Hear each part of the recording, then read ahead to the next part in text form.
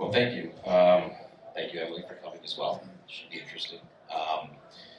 One of the things we wanted to talk about, we're going to talk about brand perception, right? This is not the same old Lions, obviously. We all know that. Consumer experience, customer experience, a little bit about what's going on in the city as well. And then just how we're, kind of bringing Detroit, bringing Motor City, bringing that feel into what the Lions are doing in general, but then also here in this week. So, starting with that, we'll look at the new jerseys and the reveal on that as well. But starting with that, we'll start with brand perception. This last year, the Lions hosted 2 playoff games. It was the first time that they've hosted a game in 30 years. Made it to the NFC Championship game. We'll talk about that. But looking at the perception, right, it's not the same old Lions. With the acquisition, obviously getting Dan Campbell, getting General Manager Brad Harris, and some of the masterful moves that they've done to orchestrate this team, the perception of the brand has changed. Can you just kind of talk a little bit about that in general? Yeah, it's been thrilling. I think that the perception of the Lions brand has changed entirely.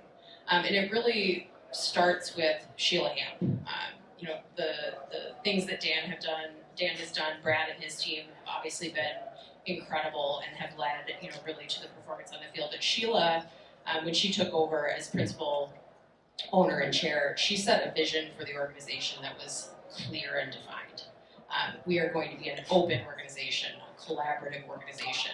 We are going to hire the right people for the right roles. We're going to let them do their jobs, and we're going to hold each other accountable. And beyond that, when it comes to the locker room, Dan's philosophy is character plus chemistry can overcome any type of adversity. And I think that we, apply those types of philosophies on the business side as well. So Sheila set the vision, and then from there, there's a lot of things that I think we've done that we can credit with elevating our brand and getting us ready to win, which is another mantra that we've used for several years.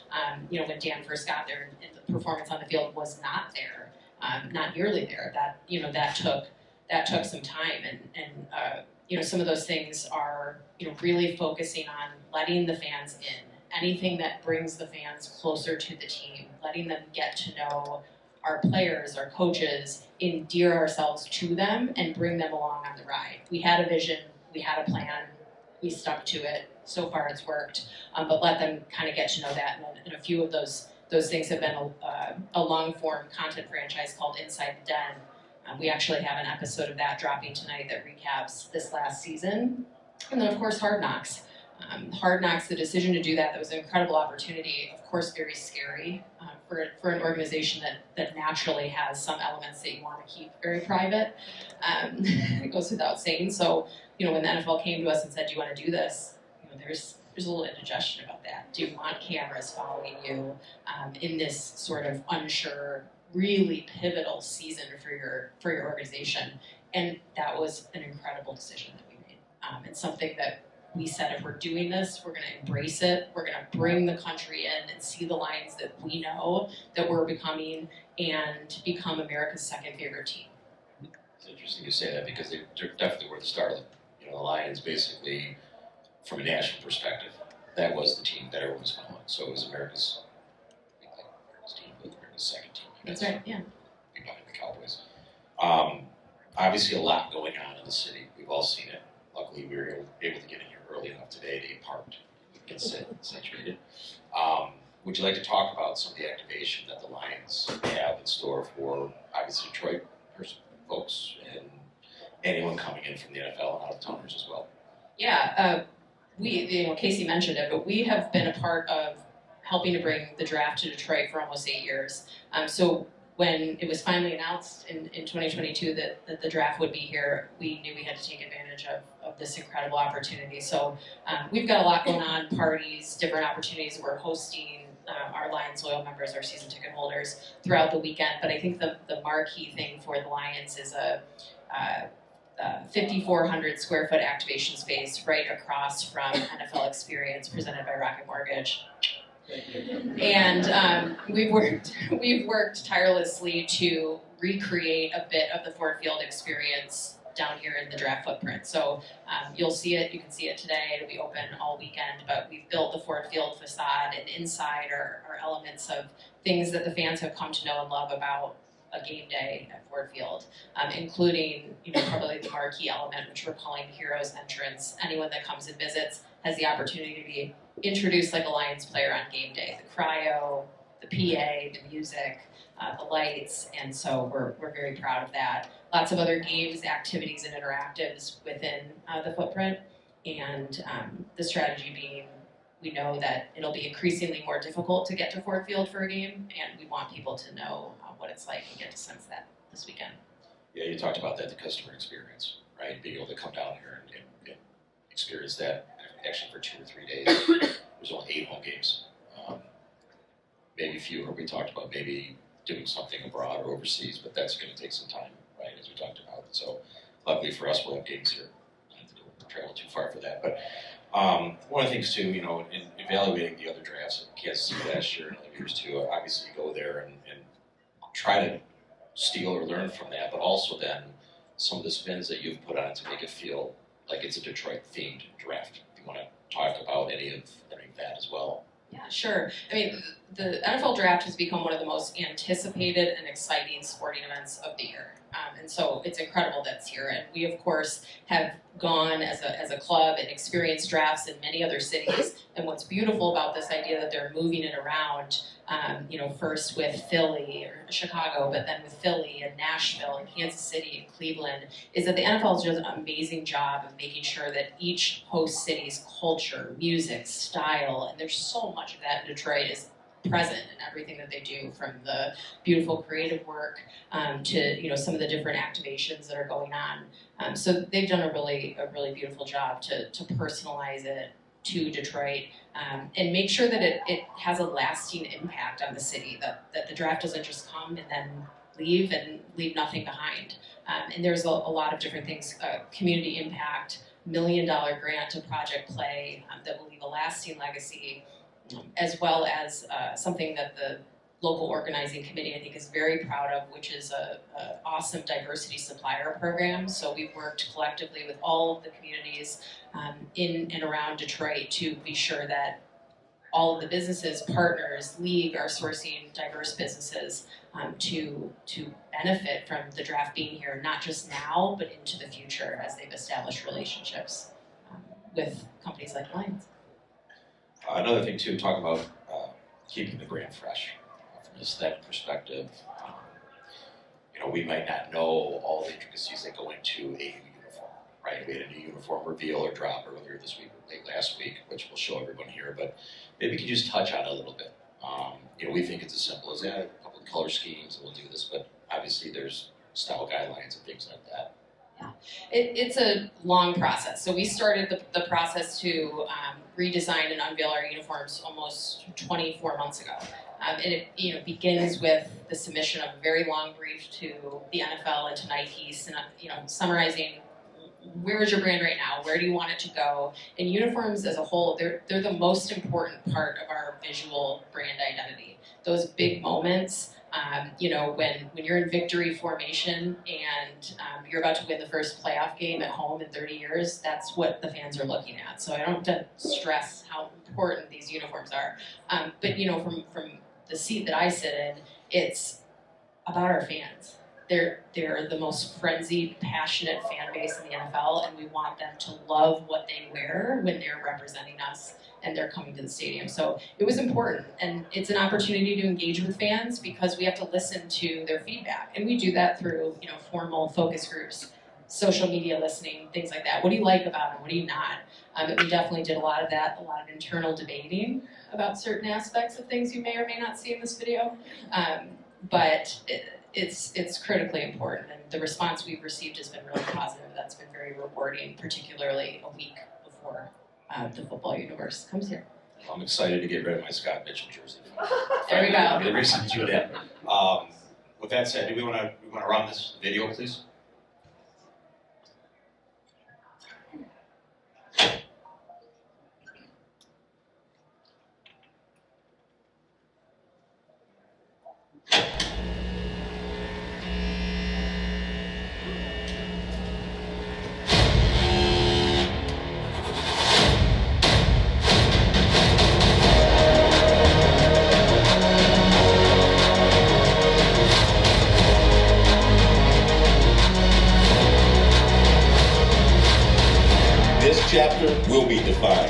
sea of Honolulu blue and silver, the way it was meant to be. Inside a Ford field that's bursting at the seams, one pride shows up. Inspired by yesterday's heroes, handed off to today's.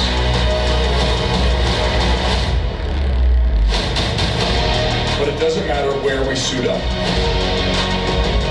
When we punch in, we're gonna rep our town. There's no doubt. This city is who we are and what we play for. It's Detroit versus everybody. In every stadium, every game, every snap.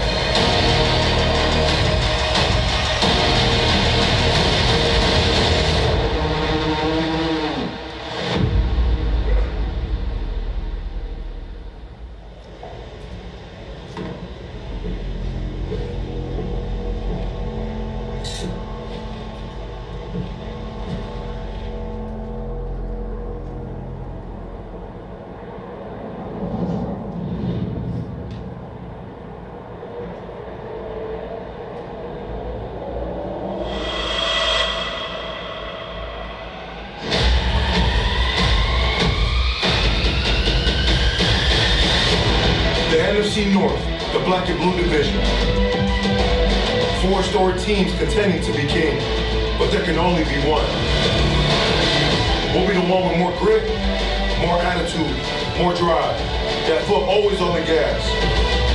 After all, this is the Motor City, and we are the Lions.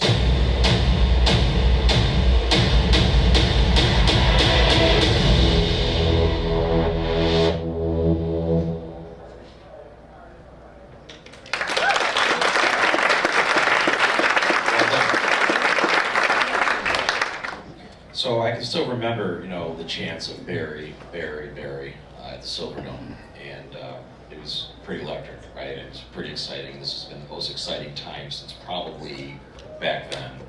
And maybe comment, everyone wants to be a part of this, it seems like. Even players that didn't want to maybe 10, 15 years ago are now wanting to be back in the fold due to management doing it. Basically, the whole family feel to this is bringing the family back in. With the statue that you guys put up, which is outstanding, but just Barry's involvement, right, and everything that he's doing. He's brought some more attention back to the Motor City, to the Lions. If you could just maybe comment on Barry's role, how you guys are working with him, maybe what he might be doing at the NFL draft or anything that you know. Yeah, I would start by saying that Barry is obviously a world-class athlete, was a world-class athlete, an iconic Lions player, but genuinely one of the best human beings that I've ever met in my life. It's impossible to believe that his talent on the field is surpassed by the strength of his character, but it really is. So I've had the privilege of working really closely with him over the last 8 to 9 years. And from that point that I got to the Lions, bringing him back into the fold was a really big priority. And Rod Wood, our team president, is really to credit with that. And since then, Barry has been an incredible marketing ambassador for the Lions. During some delicate days with a previous head coach and not a lot of success on the field. And, to say that we leaned on that is probably true.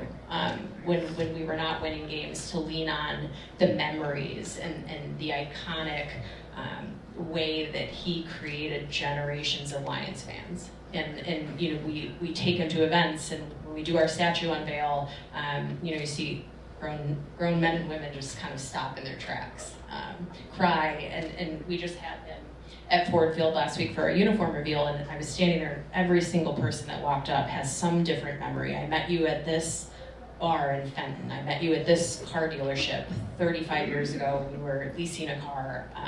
I saw you at the airport in Oklahoma City. And just he is so much a part of our brand and always will be. So having him a part of the family has been great. And the statue that we unveiled in September outside of Ford Field, first statue to any former Lions player, coach, or owner, and long overdue. Okay, one more question, then we'll open it up to the audience. I'm sure they've got some for you as well. Talk about honoring the Motor City, right? And working, and we've seen all the murals and everything. They look beautiful. I obviously timing that at the right time, new uniforms, everything that goes into that from a logistics perspective, right? For it to come out, but then also working with Detroit-based photographer Lisa Spindler, who's also worked with the NFL before, done some wonderful work. So if you can maybe just talk about that project in particular and what we'll see around the city here.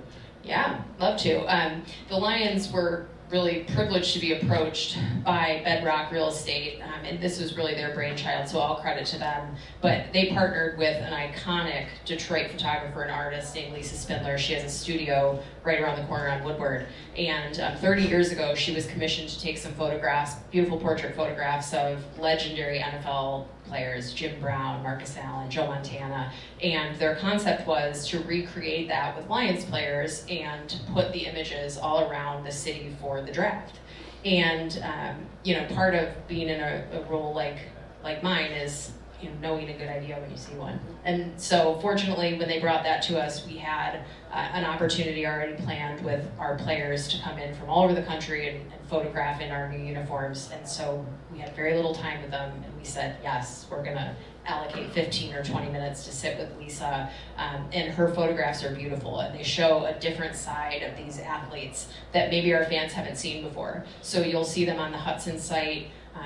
They are all over down Woodward, I think on 6 different buildings. And across the street, there's also images of these same players in uniform. So sort of that juxtaposition of who they are outside and off the football field with who they are on the field. So we're really proud of how that turned out, and just kind of bringing it back full circle.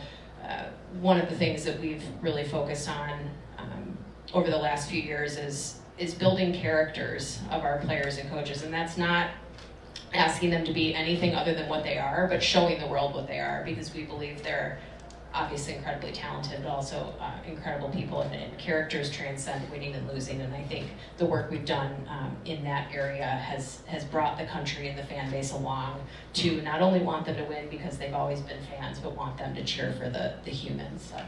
Yeah, I think it's great. You can see the human side of it, but there's also a level of accountability that everyone within the organization has as well to each other as a family.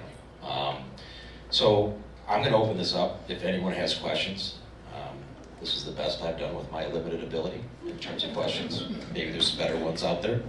Right in. Yeah, I know something you said about pick up international markets. What's the line strategy for kind of overseas? Yeah, that's a great question, and that's one thing that has opened up for us, since we have seen more success on the field. We've sold out tickets, and we're recently ranked first in Voice of the Fan for game day satisfaction. So now that we've checked some of those boxes that we've been long chasing, we can think about things that other teams have worked on for a while, like global markets. And it was announced just a couple weeks ago that we received approval to emerge in the markets of Germany, Canada, Switzerland, and Austria. So we earned those bids from the NFL and are now standing up a strategy that we will kick off really this summer. Canada, obviously, we've long partnered with them. We have season ticket members that are in Canada. Many of our fans travel across the border to attend our games. And really it starts with building a brand, letting them get to know us, and then a portfolio of assets that we can work with and find sponsors for. And really, Germany is a high priority for us. Amon-Ra St. Brown, our star wide receiver, is fluent in German. His mother was born there, and he's a huge asset and sort of in endearing ourselves to that fan base. Lifelong Detroiter, thank you. This has been an amazing year. A silly question, because I was watching the draft on TV last year, and I'm fascinated by the war room. And I was watching Sheila and Campbell, and they're working the war room. So how do you separate the war room? You've got a draft going on, and you're trying to be a host as well.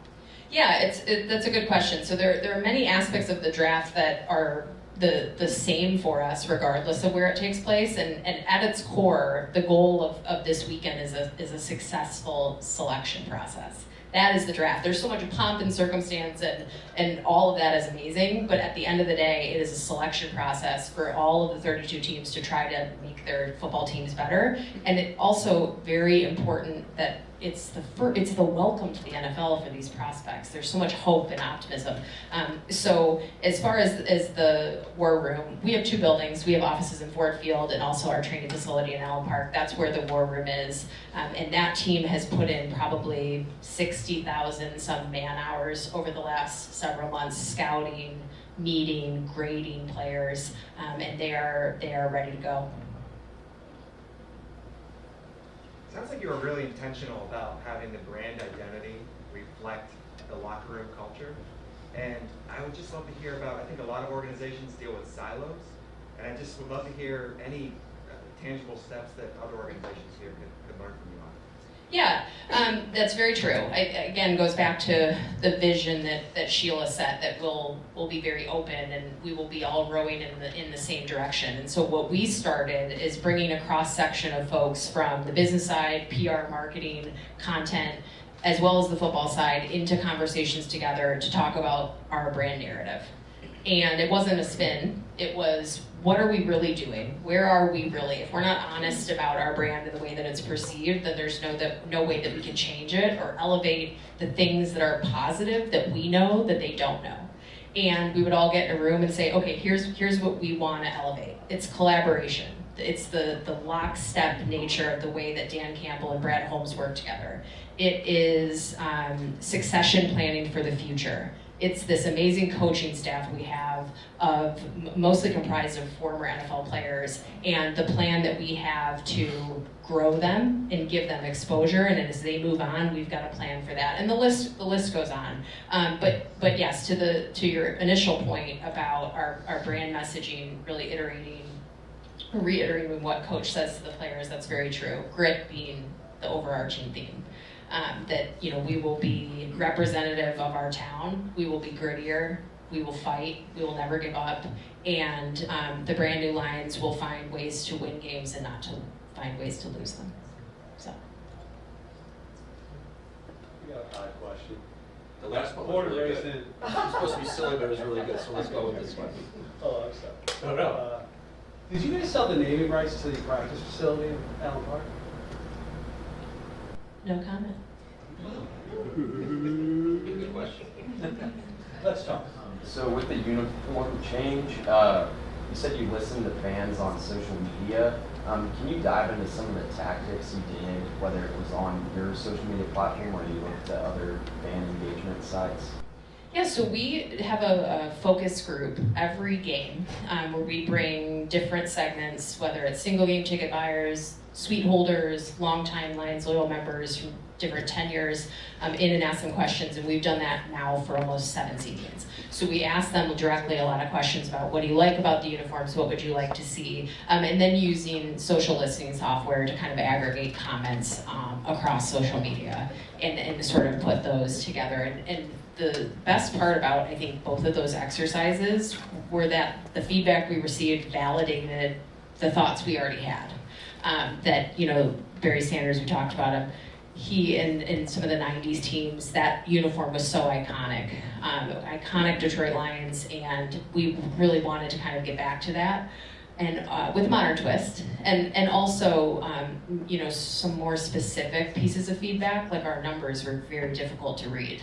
And even though we TV tested them back in 2016 before we rolled out the last set, we knew it was very difficult for some of our broadcasters to discern what number a player was wearing because of the low contrast between gray and blue. So some of the more aesthetic stuff paired with the actual function, fashion and function, but that's sort of how we approached it. And you see many iterations of uniforms during the process from Nike and from the NFL, and they're very talented teams say, I like this, I don't like this, typical kind of process until you get to a finished product and physical samples, and when those come and you approve them, it's awesome.